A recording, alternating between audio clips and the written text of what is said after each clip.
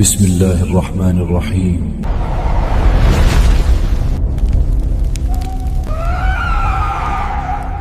یہ بات ہے اس مخلوق کی جسے آگ کے شعلے سے بنایا گیا۔ ہم وہ ہیں جو آگ سے پیدا کیے گئے، شعلوں کی اولاد۔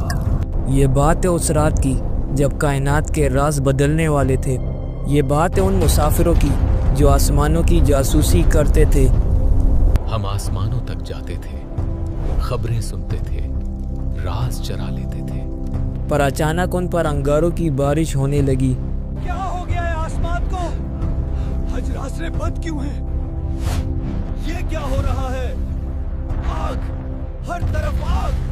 یہ کہانی ہے اس عظیم کلام کی جسے سن کر جنات کی دنیا میں تہلکہ مچ گیا۔ مکہ کے مشرک کہتے تھے یہ جادوگر ہے، یہ شاعر ہے۔ یہ جادو ہے؟ نہیں، یہ تو شاعر ہے، لوگوں کو بہکاتا ہے۔ لیکن جب جنات نے اسے سنا تو ان کی چیخیں نکل گئی۔ یہ کیا ہے؟ یہ کلام ہمیں چیر رہا ہے۔ انہوں نے کہا، ہم نے ایک عجیب قرآن سنا ہے جو ہدایت کی طرف لے جاتا ہے۔ کیا ہے سورہ جن؟ کیوں یہ آج بھی ہر مسلمان کے گھر میں حفاظت کے لیے پڑھی جاتی ہے؟ اور کیسے یہ سورت ثابت کرتی ہے کہ محمد صلی اللہ علیہ وآلہ وسلم صرف انسانوں کے نہیں بلکہ جنات کے بھی نبی ہیں؟ جانیں گے آج کی اس ویڈیو میں۔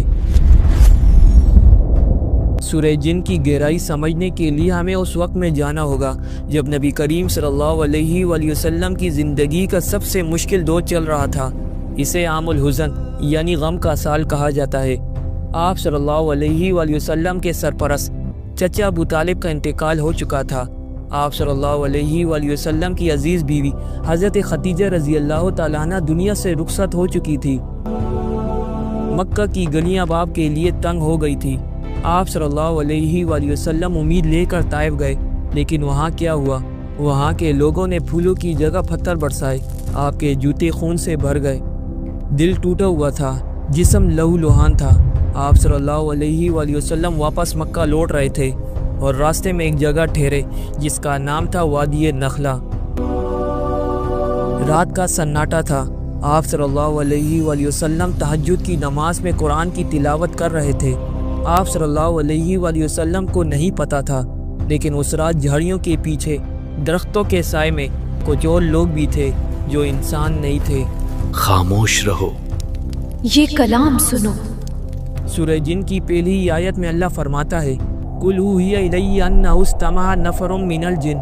کہہ دیجئے کہ میری طرف وحی کی گئی کہ جنوں کی ایک جماعت نے کان لگا کر سنا۔ یہ کیا کلام ہے؟ اس میں تو جادو نہیں جو ہم کرتے ہیں، اس میں تو جھوٹ نہیں جو ہم سنتے ہیں۔ یہ کیا ہے؟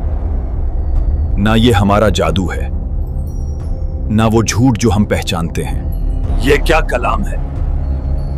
اس میں تو وہ جادو نہیں جو ہم کرتے ہیں، اس میں تو وہ جھوٹ نہیں جو ہم سنتے ہیں۔ یہ تو وہ سچائی ہے جو موسیٰ علیہ السلام کی کتاب سے ملتی جلتی ہے۔ فَقَالُوا إِنَّا سَمِعْنَا قُرْآنًا عَجَبًا۔ بے شک ہم نے ایک عجیب قرآن سنا ہے۔ عجیب کیوں؟ کیونکہ اس نے ان کے پورے ورلڈ ویو، نظریہ کائنات کو بدل دیا۔ مکہ کے مشرکین کہتے تھے کہ محمد صلی اللہ علیہ وآلہ وسلم کو جن سکھاتے ہیں۔ اس صورت نے تماچا مارا ان کے منہ پر کہ دیکھو، جن تو خود محمد صلی اللہ علیہ وآلہ وسلم کے شاگرد بن رہے ہیں۔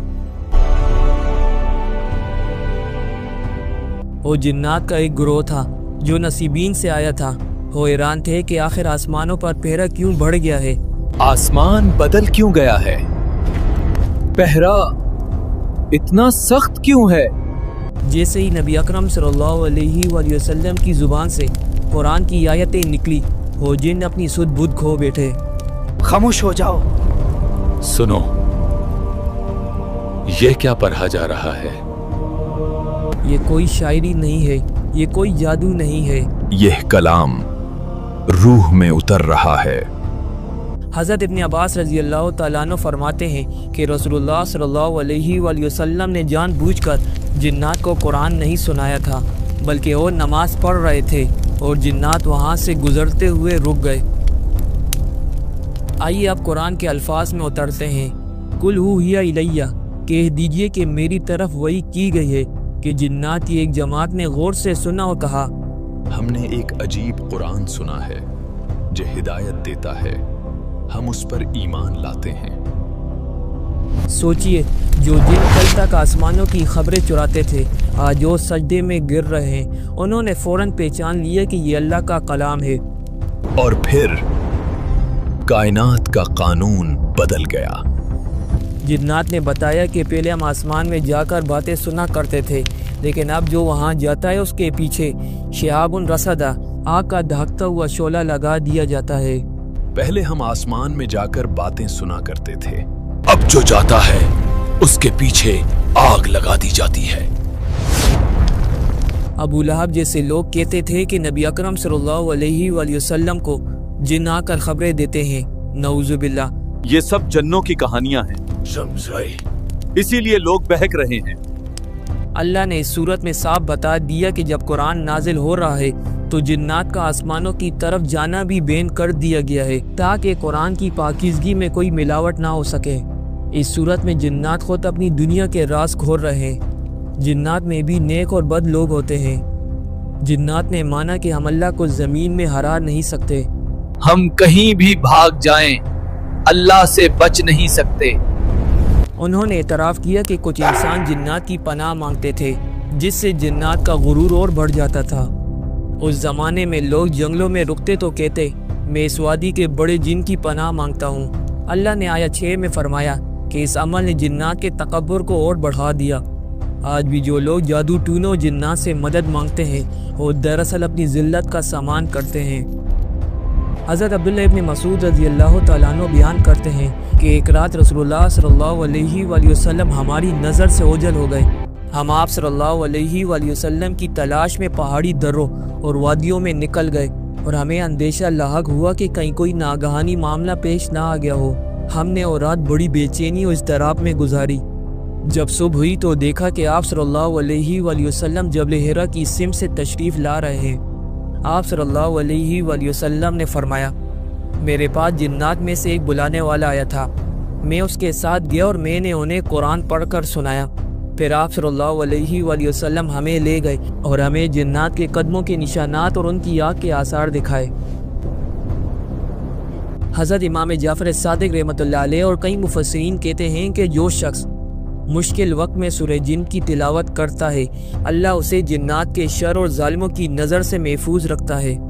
بھائیو، سورہ جن ہمیں کیا سکھاتی ہے؟ ابو لہب آپ صلی اللہ علیہ وآلہ وسلم کا سگا چاچا ہو کر بھی ایمان نہیں لایا، لیکن وہ مخلوق جسے ہم دیکھ بھی نہیں سکتے وہ قرآن سن کر طرب اٹھی۔ آج قرآن ہمارے موبائل میں ہے، الماریوں میں ہے، لیکن کیا ہمیں اسے سن کر ویسے ہی شوق لگتا ہے جیسا ان جنات کو لگا تھا؟ جنات نے قرآن سنا اور وہ دھائی بن گئے، اپنی قوم کو جا کر ڈرایا، لیکن کیا ہم نے قرآن سن کر اپنی زندگی بدلی؟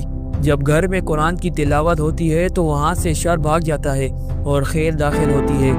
اپنے گھروں کو قبرستان نہ بنائیں، ان میں سورہ جن اور قرآن کی تلاوت کریں۔ سورہ جن ایک گواہی ہے کہ اللہ کا نور ہر اندھیرے کو چیر سکتا ہے، چاہے آپ طائف کے زخمیوں کی طرح اکیلے ہوں۔ یاد رکھیے کہ اللہ کا کلام آپ کے ساتھ ہے۔